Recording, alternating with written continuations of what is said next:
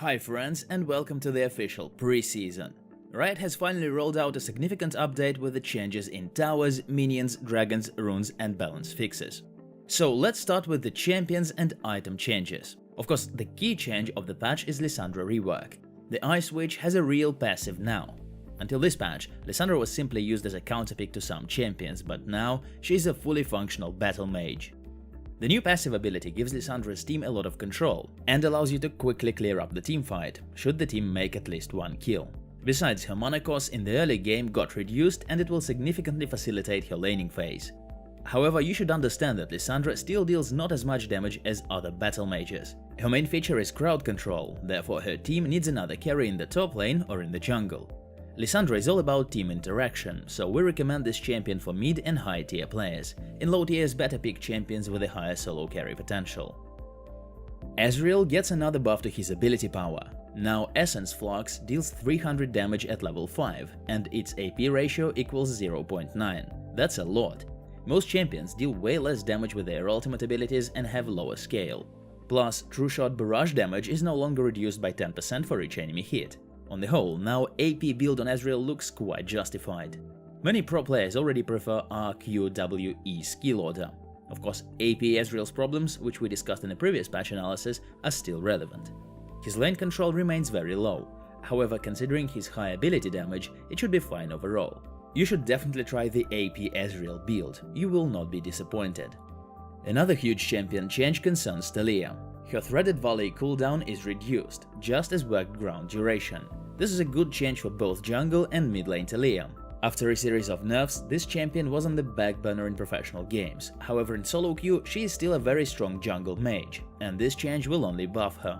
If you like to play jungle mages, then we recommend that you try Taliyah. She's good in any tier.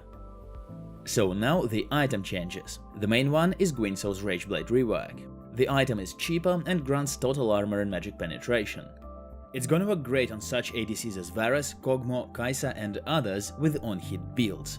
At the same time, this item looks way less attractive for champions building critical damage, as it no longer grants bonus attack damage and ability power per stack. Plus, penetration doesn't go too well with true damage of Infinity Edge. Since the laning phase is going to be longer, we can predict increasing win rate on such hypercarries as Kog'Maw. Wards and trinkets. Right now there is so much vision in the game that aggressive but risky team moves have very little chances of succeeding. The game gets similar to chess. Riot wants to fix the situation and make players plan their vision more thoroughly. Now your control ward inventory cap equals 2 instead of 3, and warding totems duration is reduced. Of course, these changes will have a greater impact on professional games rather than on solo queue, where it will be minimal. So now let's move on to the runes. Bit by bit, Riot is coming back to the old rune system, which existed prior to the introduction of the new rune system in Season 8. In this patch, rune path bonuses are removed. Now players can select one stat from each of 3 rows before each game. Of course, there is a number of restrictions, but in general, the ability to choose runes will increase the variety in all positions, and especially in the jungle. The main thing you should pay attention to is that now players can get bonus armor and magic resistance at the game start, which could not be done in Season 8. This means that champions' lane sustain will rise significantly in the early game. And this is another good point for champions betting on scales and not on early aggression. The second great change is that players now can get early 10% CDR from the runes, which will open the way for many mage builds. So, rune changes. We shall start with Celerity. The rune is completely reworked and now amplifies movement speed bonuses rather than all movement speed.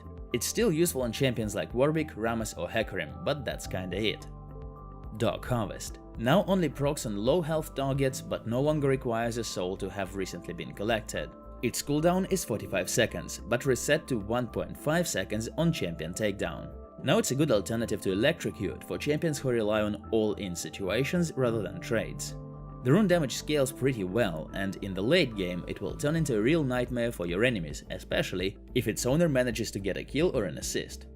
In our opinion, the rune is too strong and will be used on almost all mid laners and many junglers who rely on burst damage. Now we have a new rune, Shield Bash. This rune not only increases resists of the champion, but also slightly increases their damage. It's good on top lane tanks like Sion and marksmen who play with a utility support like Janna or Lulu. In the bottom lane, this rune significantly increases early trade potential and makes utility supports feel much better against tanky and mage supports. The Bone Plating rune has been moved to row 2 in the resolve path. Now players will have to choose between Second Wind and Bone Plating. If you play against a champion who can poke you from a distance, choose Second Wind, and if you're up for trades with the enemy, Bone Plating will still be the best choice, even despite its duration nerf. Riot buffed Kleptomancy, now it procs off the next 2 basic attacks after using an ability rather than just the first. Now this rune will definitely be more popular. For example, on such champions as Riven or Renekton, in matchups where they can easily proc it in trades with their opponent. Alright, now turret changes. The outer turrets begin the game with 5 temporary plates. Turret plating will help to extend the laning phase up to 14 minutes. The problem of Season 8 was that the laning phase was too short. Outer turrets were not strong enough and fell literally after one successful gank. This made almost all the late game champions drop out of the meta. Winning the game after a failed laning phase was extremely difficult. Turret plating will change the situation. Now the risk of losing the tower after one enemy gank is minimal. Moreover, for 20 seconds after a plate is destroyed, the turret also gains Bulwark, granting an additional 25 armor and magic resistance for each nearby enemy champion past the first. This change improves the potential of mid to late game setups, which we could rarely see in Season 8. At minute 14, turret plating falls off, causing outer turrets to lose all armor and magic resistance, so they become quite easy to destroy. It will prevent the laning phase from lasting for too long. In addition to outer turrets, Riot increases all turret AD scaling. Now the turrets deal their maximum damage already at minute 18. This will significantly delay early snowball options, and again will increase the chance of victory for scaling setups.